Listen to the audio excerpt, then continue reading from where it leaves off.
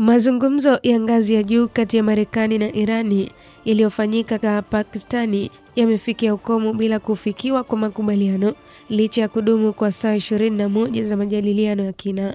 Awali kulikuwa na dalili za matumaini kuwa pande hizo mbili zingepata muafaka juu ya suala nyeti la usalama na siasa za kikanda, lakini tofauti za msingi ziliendelea kujitokeza kadri mazungumzo yalivyoendelea. Mazungumzo hayo yalikuwa ni miongoni mwa juhudi muhimu zaidi za kidiplomasia katika miongo hivi karibuni, yakilenga kupunguza mvutano unaoendelea katika Mashariki ya Kati. Ingawa viongozi wa pande zote mbili walionyesha nia ya kuendelea na mazungumzo siku zijazo, bado kuna pengo kubwa la msimamo, huku masuala kama usalama wa kikanda, vikwazo vya kiuchumi na ushawishi wa kisiasa katika eneo hilo.